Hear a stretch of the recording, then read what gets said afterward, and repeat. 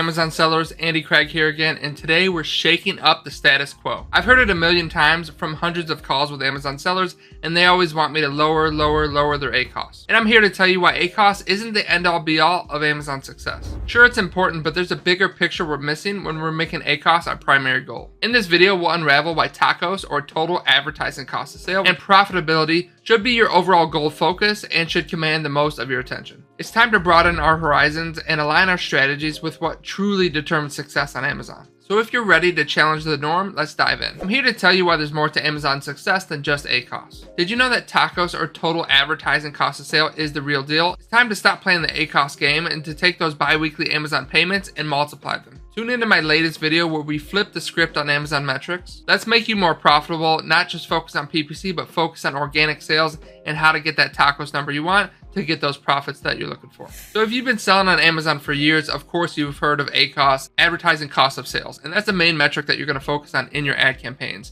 And with ACoS, you always wanna optimize everything towards a target ACoS. What you ultimately need to be focusing on at the end of the day is your TACoS. Now that total advertising cost of sale, those two are a little bit different. ACoS is your ad spend divided by your ad sales. But TACoS is your total advertising cost of sale, and that is your ad spend divided by your total sales.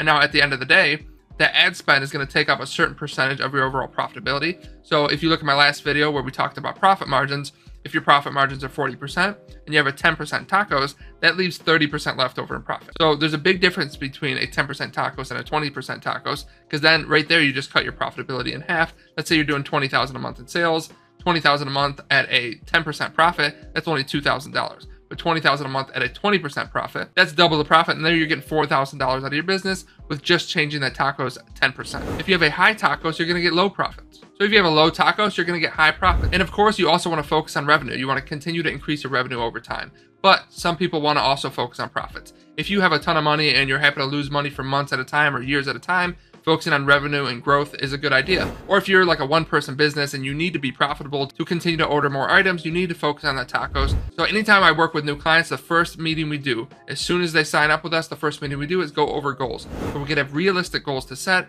We're always focused on TACoS. We're always focused on profitabilities to be aligned and to have long-term growth plans. And it's super important for me to get these meetings set up because a lot of clients don't really know what they should be focusing on. Not saying you don't, but a lot of clients are confused on what their goals should be. So I step in there, I tell them what their goals should be. I ask them, how much profit do they want? How fast do they want to grow the business? A lot of this comes into play when you're making these goals, when you're setting things up. And if you're not hitting your goals, we can dive straight into the numbers to figure out what is causing you not to hit it. Maybe it's a conversion rate issue. Then we dive into your listing, start to fix things with your listing, work with you to get more reviews so you can get that conversion rate up, play with your price, main image, all that stuff. As the conversion rate rises, your TACoS will start to go down. And of course, that TACoS is ad spend divided by total sales. So if we can get the ad spend down with the same total sales, that'll decrease the TACoS. Or get the ad spend down with increasing total sales, that'll decrease the TACoS as well. So that's the basics of the metrics there, but it's not just about ad spend, right? We don't want to lower ad spend. We want to continue to grow over time. So how do we do that? You need to focus on organic ranking. Organic ranking is your key to a low TACoS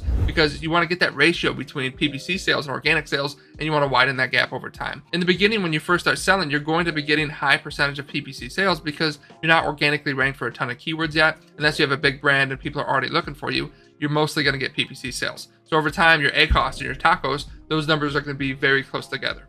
But as you get organic ranking and you start to get organic sales rolling in, now your organic sales start to become a huge percentage of your total revenue.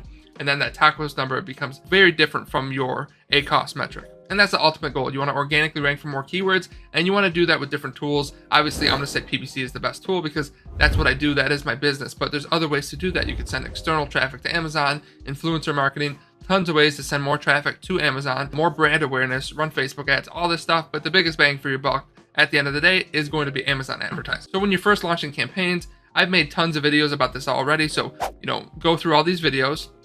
And you can start to see some of them where I talk about launching campaigns and which campaigns to launch. And you want to really start to go after organic ranking on your most relevant keywords. If you're selling a laundry basket with a lid, that's the keyword you want to rank on first. Laundry basket with lid. If it's made out of a certain material, you want to say rope laundry basket with lid. Like things like that. Those are the ones you want to rank on first. You're going to have the best conversion rate there. As you're ranking there, as you're getting organic sales and you're starting to pick things up, you get more reviews.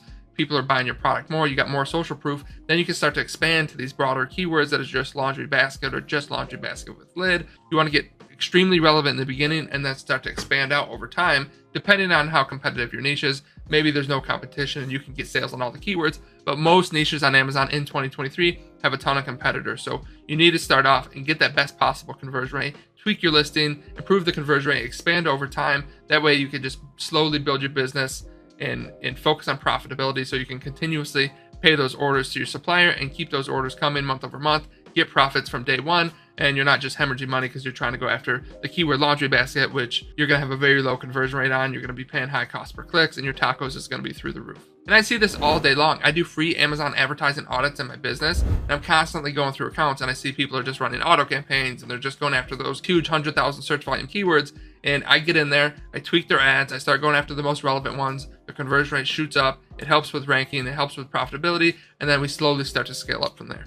And one of the most important things that I've been talking about is these metrics, the TACoS, the conversion rate, your click-through rate. If you're not actually tracking these numbers, how do you know what to improve? The most important thing is tracking these numbers, and I put a cheat sheet down in the comments in the description below. And there's also a link to another video where I talked about that right up here. So if you're struggling with a high TACoS, start tracking your metrics with that weekly analytics sheet that I gave you. Check out some of my other videos on the best keyword research and the first campaigns that you should be launching. And if you stay to the end of this video, there's a link where I specifically talk about how to optimize your campaigns correctly to have a low ACoS and TACoS. That's it, guys. Focus on TACoS, optimize towards ACoS, and don't forget about tracking your refunds because those high refund rates can kill you at the end of the day. If this video sparked a new way of thinking for you and you're ready to go beyond the ACoS metrics to metrics that matter, hit that like button and don't forget to subscribe for more myth-busting insights and strategies. Share your thoughts and your favorite metrics to focus on in the comments below. I'll see you in the next video.